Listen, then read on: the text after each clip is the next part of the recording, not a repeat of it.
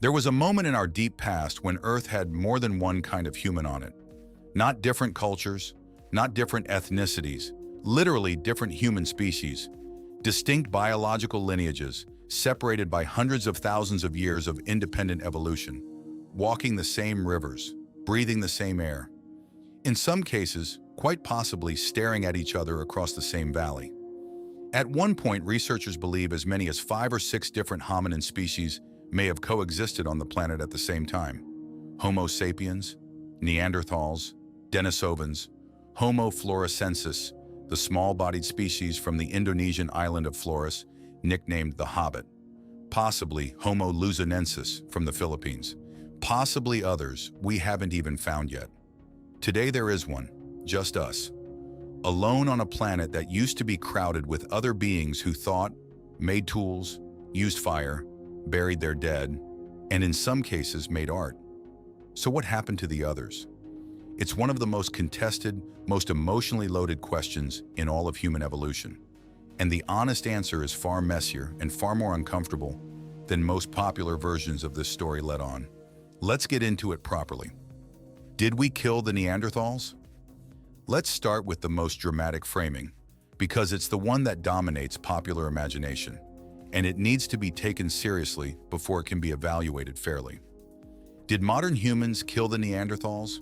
That question carries weight beyond paleontology. If the answer is yes, if our species deliberately wiped out another human species, that's not just a historical fact, it's a statement about what we are. So let's look at the evidence. Neanderthals lived across Europe and Western Asia for roughly 400,000 years. They were not primitive by any casual definition of the word. Their brains were as large as ours, in some cases larger. They made sophisticated tools requiring real planning and skill. They cared for their sick and elderly. Some Neanderthal skeletons show healed injuries that would have required months of dependent care to survive. They buried their dead, and some evidence, still debated, suggests they decorated themselves or made rudimentary art. These were not simple creatures overrun by a superior invader. These were people. And roughly 40,000 years ago, shortly after modern humans arrived in Europe in significant numbers, the Neanderthals vanished. The correlation is striking, and it repeats across every region Neanderthals ever lived in. Modern humans arrive, Neanderthals disappear, but correlation isn't causation, and paleoanthropology has a long history of confident conclusions that later evidence tore apart. So what are the actual mechanisms on the table? Direct violence is the most dramatic hypothesis, and the one with the weakest hard evidence. There are Neanderthal remains showing trauma some researchers attribute to modern human violence, but separating that from injuries caused by other Neanderthals, accidents, or simple geological damage over tens of thousands of years is genuinely difficult. There's no smoking gun for large-scale, systematic violence. But absence of proof isn't proof of absence.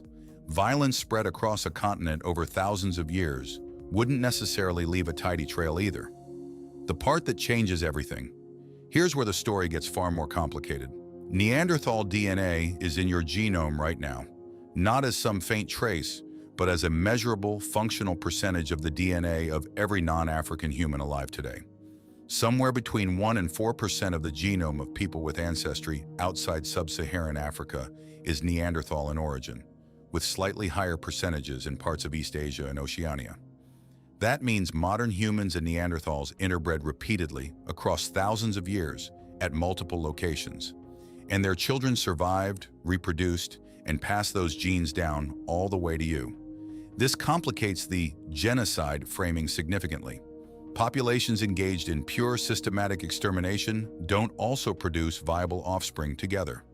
But the Neanderthal genetic contribution is also small and appears to come from a relatively limited number of interbreeding events rather than continuous mixing, more consistent with occasional contact between largely separate populations than full integration. What emerges isn't a simple invasion story. It's an extended, complicated contact period, sometimes hostile, sometimes not, varying by time and place, playing out across an entire continent for thousands of years. The other suspects: disease, climate, competition. Direct violence is only one piece of a much bigger picture. Disease may have been the most significant and least discussed factor. Modern humans arriving from Africa carried pathogens they'd built resistance to over thousands of years.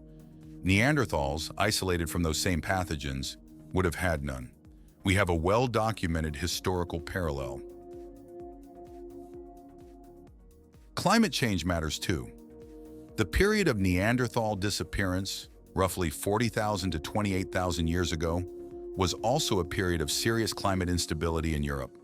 Resource competition may be the quiet, unglamorous answer that explains the most and more advanced projectile weapons like spear throwers, which allowed hunting from a distance with far less physical risk than the close-range techniques Neanderthal anatomy seems built for. If modern humans were simply more efficient at getting food, they could sustain higher population density in the same landscapes Neanderthals struggled in, slowly pushing Neanderthal groups into smaller, more marginal territory until those populations became too fragmented to survive. The Denisovans, a ghost. We only know from DNA. The Denisovans are the strangest case of all. They weren't discovered from a skeleton.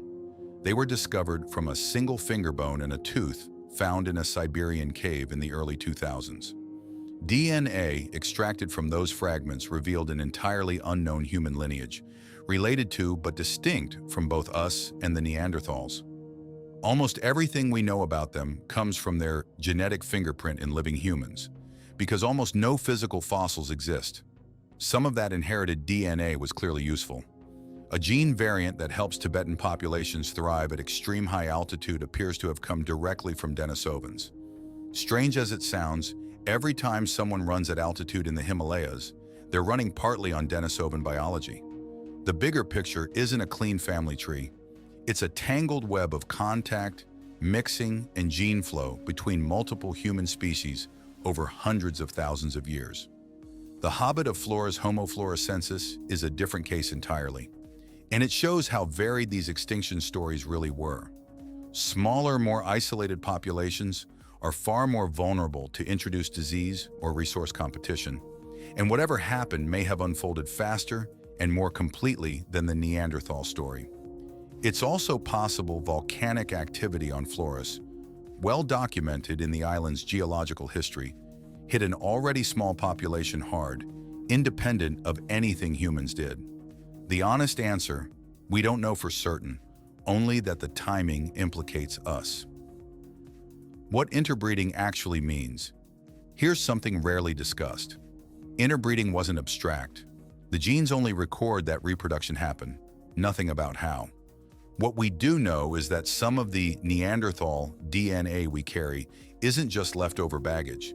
It includes variants tied to immune function and environmental adaptation that appear to have actively helped us.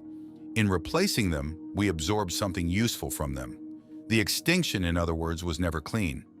So, did modern humans kill the other human species? The most honest answer science can offer is probably yes, in some ways, in some places, at some times, but almost certainly not through anything resembling deliberate, organized extermination.